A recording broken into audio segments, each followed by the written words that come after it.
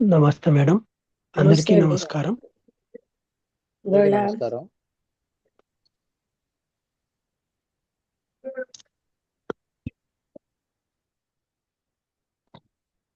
ఇవాళ subject madam తీసాను. అవి కామెంటరీస్ ఆన్ లివింగ్. చాలాసేపు అయిపోవడం వల్ల క్లోజ్ అయ్యింది. To be intelligent is to be simple. To be okay madam. Intelligent is to be simple. Okay madam. Om Shri సద్గురుభ్యో నమ. ఈరోజు 14వ తారీఖు జనవరి నెల, బుధవారము, 2026వ సంవత్సరము. ఈరోజు మన గ్రంథము the commentaries on living part 3. ఈరోజు subject to be intelligent to be intelligent is to B madam simple. Simple. To be intelligent is to be simple అనే సబ్జెక్ట్ మీద ఇంటెలిజెంట్ శ్రీ అంటేనండి, లక్ష్మీ మేడం చెప్పండి. ఈ సబ్జెక్ట్ మీద శ్రీ లక్ష్మీ మేడం గారు సత్సంగ భాషణం చేస్తున్నారు. ఇంటెలిజెంట్ అంటే మనం అనుకున్న తెలివి కాదు. అది ఎప్పుడైతే ఆత్మతత్వం వస్తుందో, ప్రేమ, కారుణ్యం, మన అందులో ప్రజ్ఞ, ఆ తెలివి వస్తుంది. అప్పుడు మనిషి సింపుల్ అయిపోతాడు. ఈ ఇంటెలిజెన్స్ అంటే బుద్ధితో ఆ ఇంటెలిజెన్స్ కాదు ఇక్కడ. అయితే సూర్యాస్తమయం అవుతోందనమాట. సముద్రం చాలా నీలంగా ఉంది. అది ఆ కిందనున్న క్లౌడ్స్ని ఆ సూర్యుడు అస్తమిస్తున్న సూర్యుడు ముట్టుకుంటున్నాడు. 13 లేదా 14 సంవత్సరాలు ఉన్న వ్యక్తి తడిసిన బట్టలతో ఒక కారు పక్కన నిల్చుని వణికిపోతూ మూగవాడిలాగా నటిస్తున్నాడు. ఆయన భిక్ష అడుక్కుంటున్నాడు. ఒక మంచి, అంటే ఏ వెరీ గుడ్ యాక్ట్ అన్నారు. అదొక మంచి యాక్ట్ అన్నారు. Having got a few coins, కొన్ని నాణాలు దొరికాక ఆయన వెళ్ళిపోయాడు. అక్కడ ఆ ఇసుకలో ఇటు అటు తిరుగుతూ, అక్కడ కెరటాలు చాలా సౌమ్యంగా వస్తున్నాయి. అవి కంప్లీట్లీగా, అంటే ఫుట్ ప్రింట్స్ వాటి మించి వెళ్తున్నటువంటి, దే డిడెంట్ కంప్లీట్లీ ఆబ్లిటరేట్, పూర్తిగా అవి ఆ ఫుట్ ప్రింట్స్ని పాడు చేయలేదన్నమాట. అక్కడ ఆ ఎండ్రగబ్బలు అవి ఆ వేవ్స్తో రియాక్ట్ అవుతున్నాయి. ఎవరైనా అక్కడ వాళ్ళ కాళ్ళు అందులో పెడితే అవేమోని ఒక కిరీటం వాళ్ళని ముట్టుకుంటుంది. అవి చాలా ఫాస్ట్గా షిఫ్ట్గా ఉన్నటువంటి ఇసుక. మళ్ళీ వస్తాయి నెక్స్ట్ వేవ్ కోసం. కొన్ని దూలాల లాంటి కర్రలు కట్టబడి ఉన్నాయి. దాని మీద ఒక మనిషి కూర్చున్నాడు. ఆయన సముద్రం వైపు ఆయన చూస్తున్నాడు. ఆయన ఏం చేశాడంటే పెద్ద 2 చేపలతోటి వెనక్కి వస్తున్నాడు. ఆయన నల్లగా ఉన్నాడు. ఎన్నో రోజులు ఎండలో మాడిపోయాడు. ఆయన ఒడ్డుకి ఎంతో నైపుణ్యంతో సులువుగా వస్తున్నాడు. డ్రై శాండ్స్ మీద తనకున్న రాఫ్ట్ని, రాఫ్ట్ అంటే ఏంటి, అదే చూద్దాం.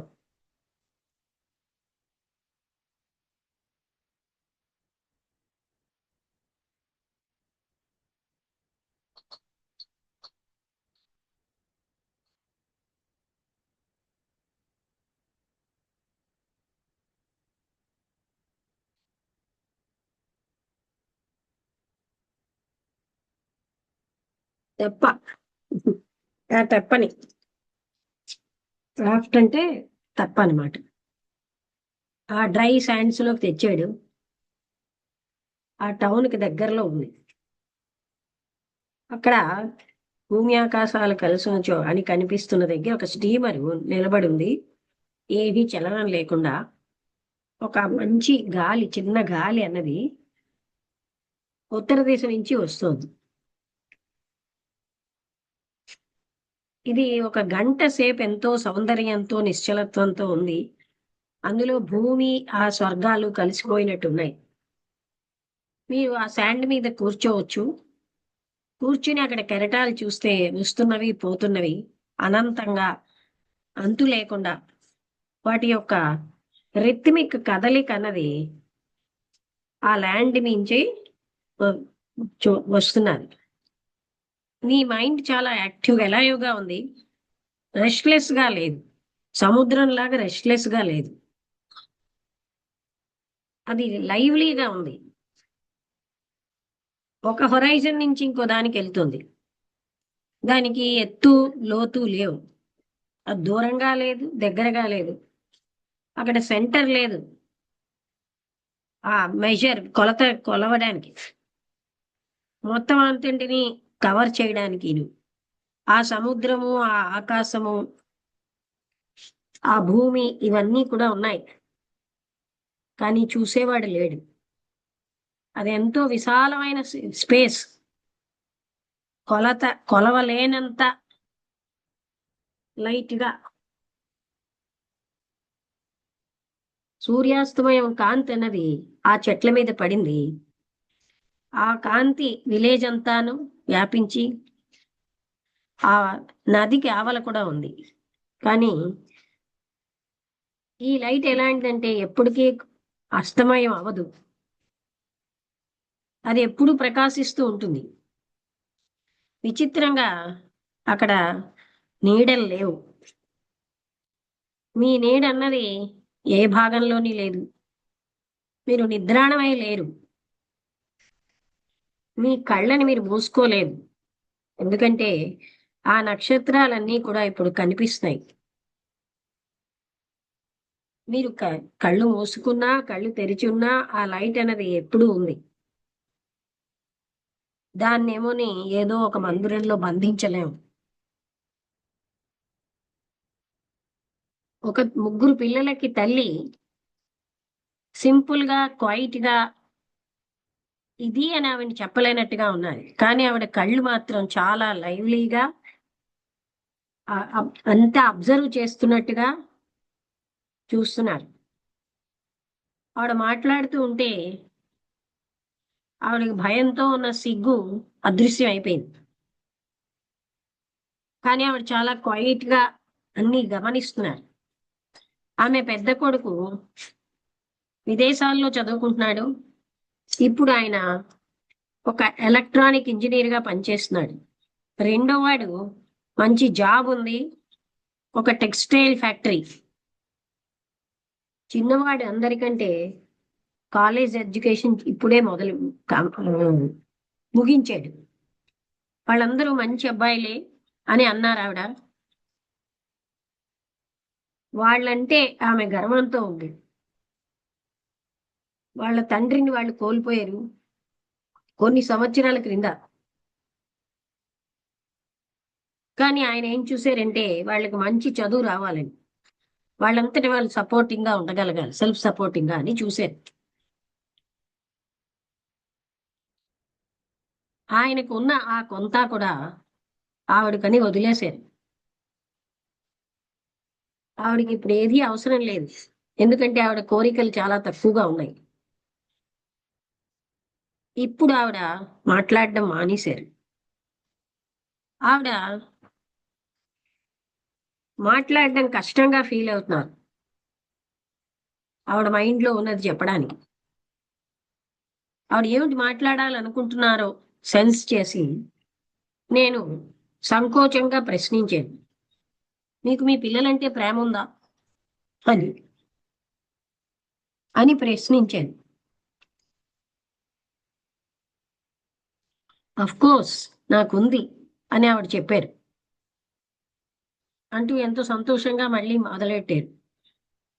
అంటే ఇలాగ అడిగినందుకు ఆన్సర్ చెప్తూ ఎవరు పిల్లల్ని ప్రేమించరు చెప్పండి అన్నట్టుగా నేనే వాళ్ళని పైకి తీసుకొచ్చాను ఎంతో ప్రేమతో.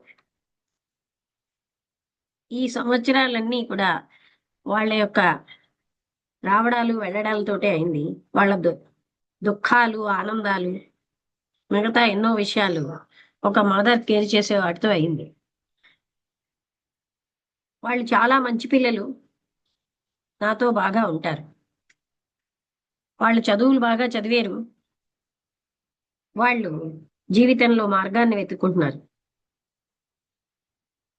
వాళ్ళు ప్రపంచంలో ఏది మార్క్ వదలకపోవచ్చు, ఎందుకంటే కొంతమంది అలాగా చేస్తారు. మేమందరం కలిసి జీవిస్తున్నాం. వాళ్ళకి వివాహం అయిన తర్వాత నేను నేను ఉండాలి. నాకు కావాలంటే ఒకళ్ళతోటో ఇద్దరితోటో కలిసి ఉంటాను. కానీ నాకు నా ఇల్లు ఉంది. నేను ఆర్థికంగా ఏమీ ఆధారపడి లేను. మీరు చాలా విచిత్రంగా అనిపిస్తోంది ఈ ప్రశ్న అడిగినందుకు. అవునా అన్నారు. I have never before talked about my self to anyone. నేను ఇంతకుముందు నా కోసం ఎవరితో మాట్లాడలేదు. నా సిస్టర్తో కూడా, లేకపోతే నా హస్బెండ్తో కూడా మాట్లాడలేదు. సడన్లీ ఈ క్వశ్చన్ మీరు అడిగారు కనుక నాకు విచిత్రంగా ఉంది. నేను ఇది మీతో మాట్లాడాలని అనుకున్నా. మిమ్మల్ని చూడ్డానికి రావాలంటే చాలా ధైర్యం ఉండాలి. కానీ ఇప్పుడు నేను ఆనందిస్తున్నానని వచ్చాను. నేను మాట్లాడడానికి చాలా సులువుగా ఉండేటట్టుగా మీరు ఉన్నారు. నేను ఎప్పుడు శ్రోతగానే ఉంటాను. కానీ అలా అంటే మాటలకే కాదు. నేను నా హస్బెండ్ చెప్పినప్పుడు వినేదాన్ని. ఆయన బిజినెస్, ఆయన యొక్క ఫ్రెండ్స్ వాళ్ళు వచ్చినప్పుడు వాళ్ళు చెప్పినవి వినేదాన్ని. నేను నా పిల్లలు చెప్పినప్పుడు వింటున్నాను. నా ఫ్రెండ్స్ చెప్పేది వింటాను. కానీ ఎవరు నేను చెప్పేది వినడానికి కేర్ చేయరు. చాలా భాగం నేను సైలెంట్ గా ఉంటాను. ఇతరులని వినడంలో వ్యక్తి తెలుసుకుంటారు. కానీ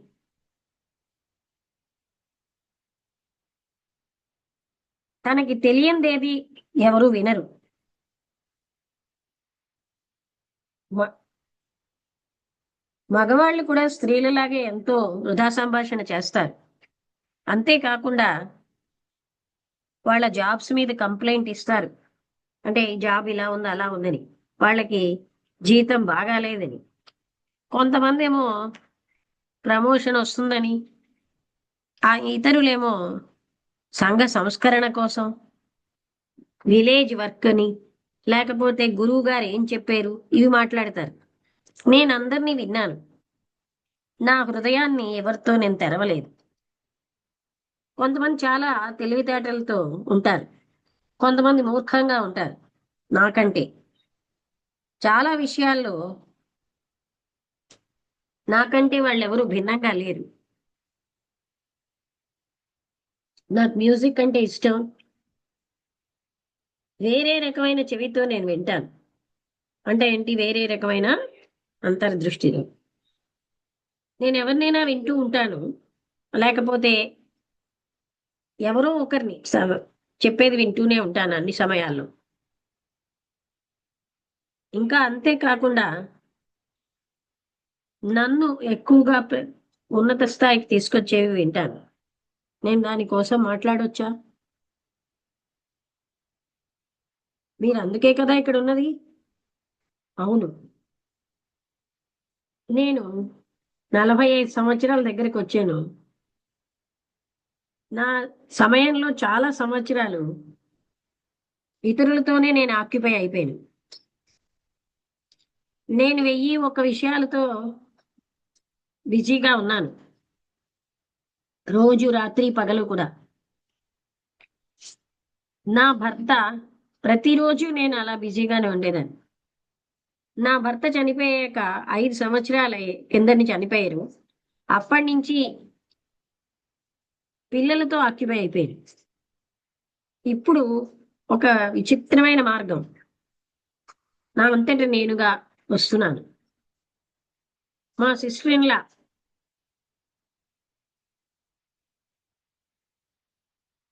అంటే, సిస్టర్ ఇన్లా అంటే తెలుగులో ఏంటి, అదర్ అంటే ఆమెతో కలిపి నేనేమో మీ మీ ఉపన్యాసం వినడానికి వచ్చాను. నా హృదయంలో ఏదో కదిలించేసినట్టు అయింది. నేను ఎప్పుడు నాకు తెలుసున్నదే అక్కడ ఉంది. దాన్ని నేను ఎక్స్ప్రెస్ చేయలేను బాగా.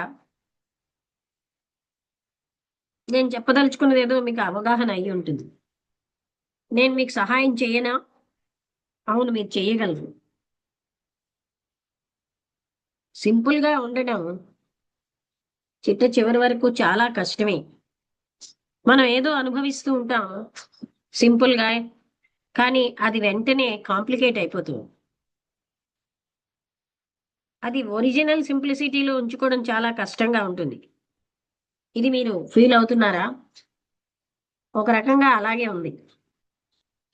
నా హృదయంలో ఒక సింపుల్ థింగ్ ఉంది, దాని అర్థం ఏమిటో నాకు తెలియట్లేదు.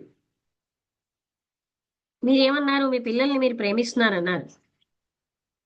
ప్రేమ అన్న అర్థం ఏంటి? పదానికి అర్థం ఏమిటి? దాని అర్థం ఏదో నేను మీకు చెప్పాను. తన పిల్లల్ని ప్రేమించడం అంటే వాళ్ళని పెంచడం, వాళ్ళు ఏమి హర్ట్ అవ్వకుండా చూడడం,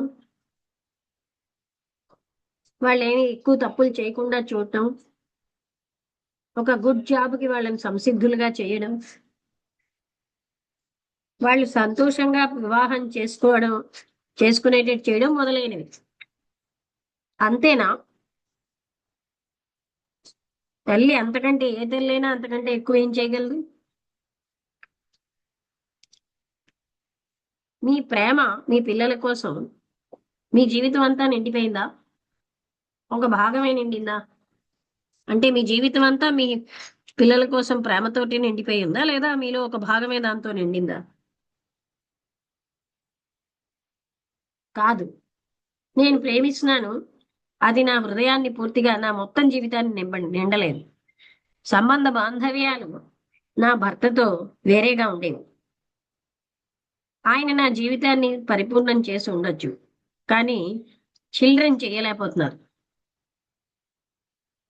వాళ్ళు ఇప్పుడు యువకులు అయ్యారు గనక వాళ్ళ జీవితాలు వాళ్ళకు ఉంటాయి. వాళ్ళు నన్ను ప్రేమిస్తున్నారు, నేను వాళ్ళని ప్రేమిస్తున్నాను, కానీ ఈ సంబంధ బాంధవ్యాలు ఒక మనిషికి ఆయన భార్యకి వేరేగా ఉంటాయి. అక్కడ పరిపూర్ణత్వం అన్నది జీవితంలో రైట్ స్త్రీని ప్రేమించితే, పెళ్లి చేసుకుంటే ఉంటుంది.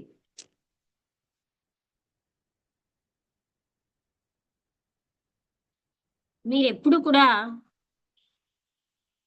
మీ పిల్లలు రైట్ గా ఎడ్యుకేట్ అవ్వాలని కోరుకోలేదా?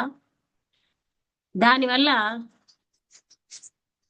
వాళ్ళు యుద్ధాలని ఆపేయగలిగేటట్టు, చంపబడకుండా ఒక ఐడియా కోసం, ఏదో ఒక పొలిటీషియన్ యొక్క కోరికని సంతృప్తి పరచడం కోసమో, పవర్ కోసం ఉన్న కోరికని. మీ ప్రేమ అన్నది వాళ్ళకి సహాయం చేయాలని, ఒక డిఫరెంట్ రకమైనటువంటి సొసైటీని స్థాపించడానికి, ఏ సొసైటీలో అయితే ద్వేషము, వ్యతిరేకత, అసూయ లేనటువంటి దాన్ని స్థాపించేటట్టు. దానికి నేనేం చేయగలను? నేనే ఎడ్యుకేట్ అవ్వలేదు. నేను ఒక కొత్త సోషల్ ఆర్డర్ని ఎలా స్థాపించగలను, ఎలాగా సృష్టించగలను? మీరు స్ట్రాంగ్ గా దానికోసం ఫీల్ అవ్వట్లేదా?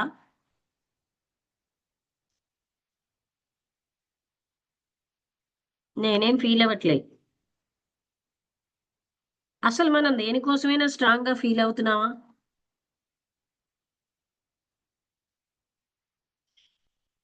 ప్రేమ ఉన్నది, కానీ స్ట్రాంగ్ గా, శక్తివంతంగా, అర్జెంటుగా లేదు. It should be, but with most of us it is not. అలా ఉండాలి, కానీ మనలో చాలా మందికి అది లేదు. నేను నా కొడుకుల్ని ప్రేమిస్తున్నాను, వాళ్ళకి ఏమీ చెడ్డ అవ్వకూడదని ప్రార్థిస్తాను. ఒకవేళ అవుతే నా కళ్ళ నీళ్ళు కార్చడం తప్ప నేనేం చేయగలను?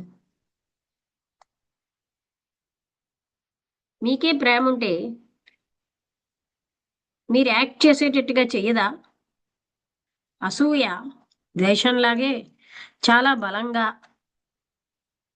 అది మనకి ఫోర్స్ఫుల్ గా శక్తివంతమైన యాక్షన్ ఇస్తుంది. అసూయ అనేది ప్రేమ కాదు. అసలు మనకి నిజమైన ప్రేమ అంటే ఏమిటో తెలుసా? నేను ఎప్పుడూ అనుకున్నాను నేను నా పిల్లల్ని ప్రేమిస్తున్నానని. అదే జీవితంలో గొప్ప విషయం కాకపోయినా,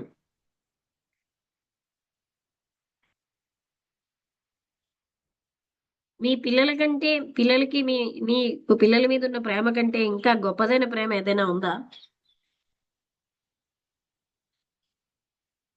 ఈ విషయానికి రావడం అంత సులువైంది కాదు. ఆవిడ కొంచెం కన్ఫ్యూజ్డ్ గా ఫీల్ అయింది.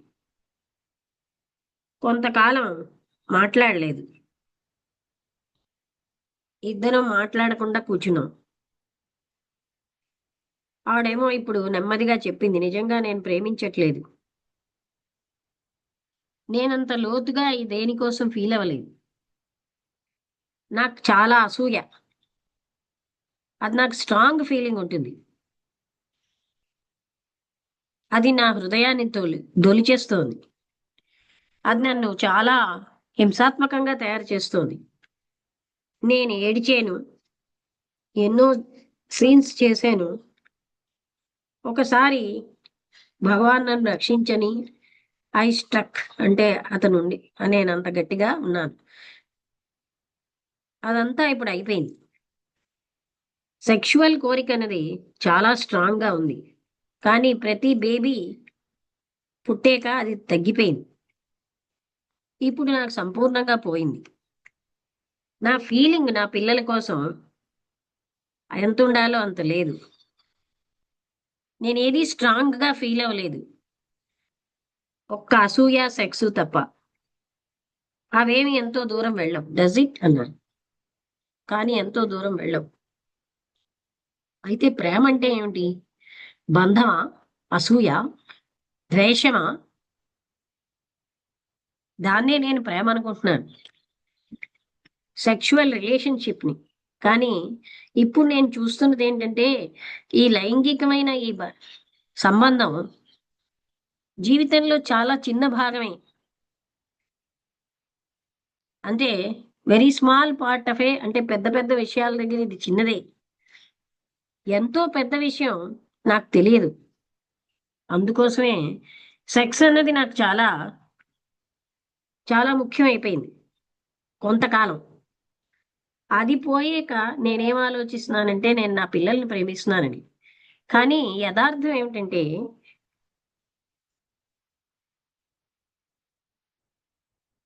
ఈ ఎంతమందో, అంటే నేను వాళ్ళని ప్రేమించాను, ఒకవేళ ఆ పదం వాడాలంటే ఒక కొంచెం మాత్రమే. వాళ్ళు ఎంతో మంచి అబ్బాయిలైనా వేల కొలది మందిలో వాళ్ళు కూడా వేల మందిలోని ఇతరులు, వేలాది ఇతరుల్లాగే వాళ్ళు ఉన్నారు. మేమందరం సామాన్యులమే, స్వల్ప విషయాలతో ఆనందిస్తున్నాం. ఆశయాలు, సంపద, జలసి ఇలాంటి వాటితో మా జీవితాలన్నీ చాలా స్వల్పమైనవి. మేము భవనాల్లో జీవించినా, హట్స్ లో జీవించినా అవి స్వల్పమైనవి.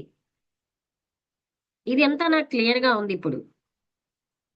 ఇంతకు ముందు నాకు ఇంత క్లియర్ గా లేదు. మీకు తెలియాల్సింది ఏంటంటే, నేనంత చదువుకున్న వ్యక్తిని కాను. చదువు అన్నది దీనికి సంబంధం లేదు. సామాన్యత అన్నది అన్ఎడ్యుకేటెడ్, చదువు లేని వాళ్ళతే. పండితుడు, సైంటిస్టు, చాలా తెలివైన వాడు, వాళ్ళందరూ సామాన్యులే. ఈ సామాన్యత నుంచి స్వేచ్ఛ అన్నది స్వల్పత్వం. స్వల్పత్వం నుంచి స్వేచ్ఛ అది ఒక వర్గానికి చదువుతోటి సంబంధం లేదు. నేను ఎప్పుడు ఎక్కువ ఆలోచించలేదు, ఎక్కువ ఫీల్ అవ్వలేదు. నా జీవితం ఒక విచారకరమైన విషయం. మనం ఒకవేళ స్ట్రాంగ్ గా ఫీల్ అయినా అలాంటి స్వల్ప విషయాలే మనం ఫీల్ అవుతాం. వ్యక్తిగతమైనవి, కుటుంబ భద్రత, ఆ జెండా, లేకపోతే మతపరమైనవి, రాజకీయమైన నాయకులు, ఇవే మనం ఫీల్ అవుతాం. మన ఫీలింగ్ అనేది ఎప్పుడూ కూడా ఫర్గా కానీ అగైన్స్ట్ గా కానీ ఏదో ఒక విషయంలో ఉంటుంది. అదేమో ఒక అగ్నిలా ఉండదు, అది కాంతివంతంగా కాలుస్తూ స్మోక్ లేకుండా. కానీ ఎవరు మాకు ఆ ఫైర్ ఇస్తారు?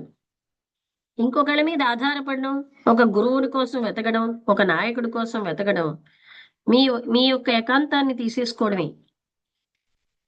జీవితంలో పవిత్రత అన్నది అంటే the purity of the fire, it makes for smoke. ఎప్పుడు మనం స్మోక్కే చూసుకుంటున్నాం.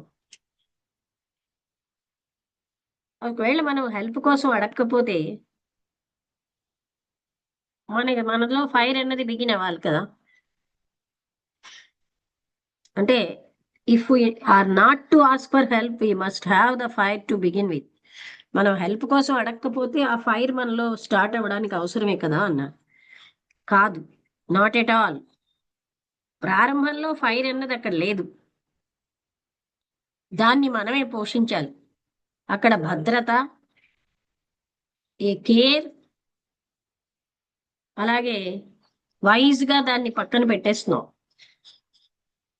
With understanding of those things that dampen the fire. ఆ ఫైర్ ని ఏవేవైతే ఆపేస్తున్నాయో వాటిని అవగాహన చేసుకోవాలి. ఏవైతే క్లారిటీ లేకుండా చేస్తున్నాయో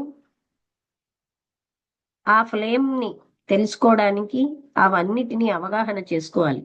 అప్పుడు మాత్రమే ఎవరు ఆర్పలేని ఫైర్ వస్తుంది. దానికి తెలివి కావాలి, జ్ఞానం కావాలి. అది నా దగ్గర లేదు, మీకుంది. మిమ్మల్ని మీరు చూసుకోవడంలో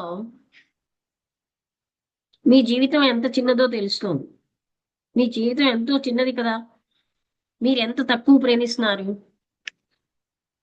జెలసీ యొక్క, అసూయ యొక్క స్వభావం బిగినింగ్ లో మిమ్మల్ని మీరు సంబంధ బాంధవ్యాలు ప్రతినిత్యం ఉన్నవి చూసుకోగలగడం, అక్కడ ఇంటెలిజెన్స్ యొక్క కదలిక ఉంది. ఇంటెలిజెన్స్ అనేది హార్డ్ వర్క్ యొక్క ఫలితంగా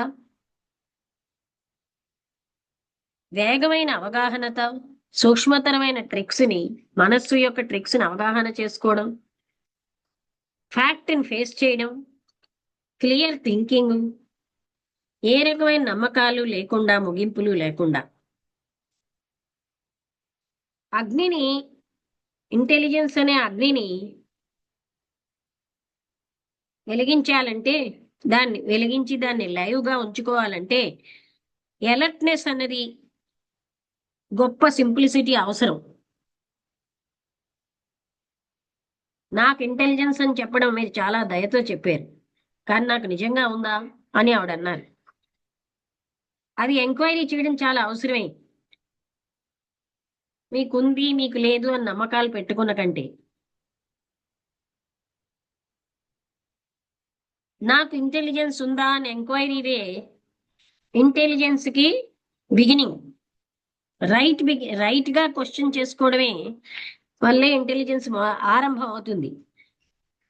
మీలో మీరు మీ యొక్క నమ్మకాలతో ఇంటెలిజెన్స్ ని అడ్డుకుంటున్నారు. మీ అభిప్రాయాలతో, మీ నమ్మకాలతో, మీకు వ్యతిరేకతలతో. సింప్లిసిటీ అన్నది ఇంటెలిజెన్స్ యొక్క మార్గం.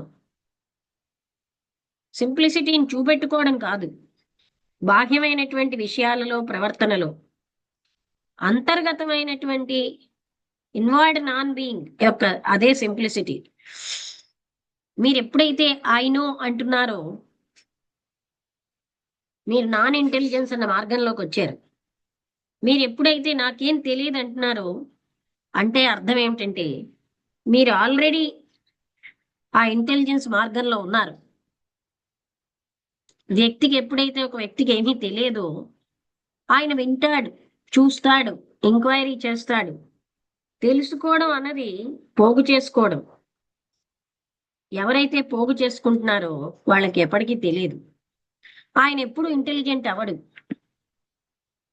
ఒకవేళ నేను ఇంటెలిజెన్స్ అన్న మార్గంలో ఉంటే నేను సింపుల్ గా ఉన్నానని, నాకేమీ తెలియదని ఇఫ్ అని ఆవిడ అంటే, to think in terms of much is to be అన్ఇంటెలిజెన్స్.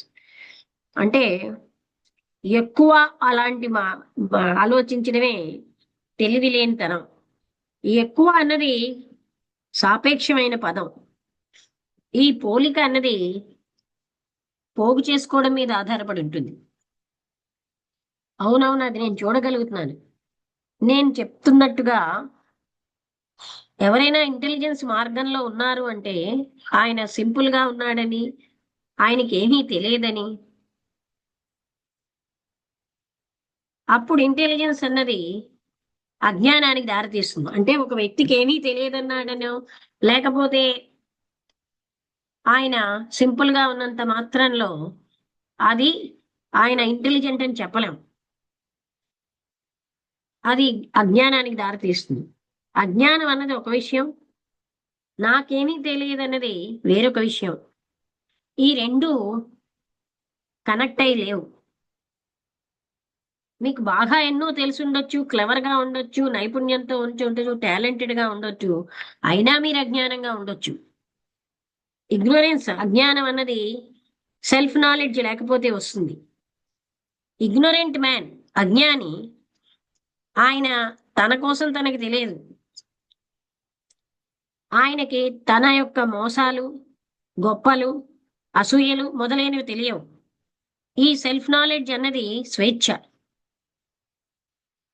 మీకు ప్రపంచంలో భూమి మీద ఉన్న అద్భుతాలన్నీ తెలియచ్చు, స్వర్గంలో ఉన్నవి తెలియచ్చు. మీరు అసూయ నుంచి స్వేచ్ఛ పొందలేకపోవచ్చు. అయినా దుఃఖం నుంచిను మీరు ఎప్పుడైతే నాకేమీ తెలియదు అంటున్నారో మీరు నేర్చుకుంటున్నారు. నేర్చుకోవడం అన్నది పోగు చేసుకోవడం కాదు. జ్ఞానం జ్ఞానం గాని, వస్తువులు గాని, సంబంధ బాంధవ్యాలు గాని ఇవి పోగు చేసుకోవడం కాదు. ఇంటెలిజెంట్ గా ఉండడం అంటేనే సింపుల్ గా ఉండడం. సింపుల్ గా ఉండడం అన్నది అద్భుతమైనటువంటి కష్టతరమైన విషయం. అంటే చాలా కష్టమైన విషయం అని చెప్తున్నారు. అర్థమైందా? అన్నిటికంటే కష్టమైన విషయం సింపుల్ గా ఉండడం. వసంతలత చెప్తావా ఏమైనా అర్థమైతే?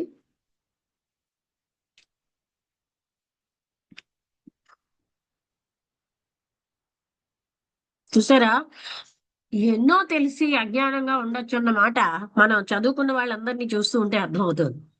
అన్నీ తెలుస్తాయి, అజ్ఞానులే. సెల్ఫ్ నాలెడ్జ్ అనేది ఉంటేనే అది, అంటే అప్పుడు ఆ ఇగ్నోరెన్స్ లేదని అర్థం. తన కోసం తనకు తెలియాలి. ఇది లక్ష్మి, ఇది ఏంటి టాపిక్ పేరేంటి? To be intelligent is to be simple. అదే అదే అది బాగుంది. అంటే అదే అంటే ఎవళ్ళైతే అన్ని నాకు తెలుసు అని చెప్పి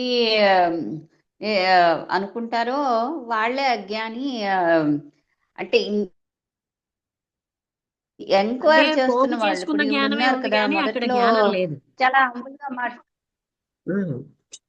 ఆ తర్వాత ఏంటంటే ఇప్పుడు ఈవిడ ఎగ్జాంపుల్ ఈవిడ చెప్తున్నారు కదా, మొదట్లో అంతా పాపం, తర్వాత ఆవిడ గ్రాడ్యువల్ గా ఆవిడలో ఉండేటువంటి అంటే అవగుణాలు అని అనడం కాదు, ఆవిడలో ఉండేటువంటి విషయాలు, ఆవిడ లోపల అసూయ, సెక్సువల్ ఇది వాటన్నిటి గురించి కూడా ఆవిడ చెప్పారు. అంటే ఆవిడని గురించి ఆవిడ బాగానే అర్థం చేసుకున్నారు.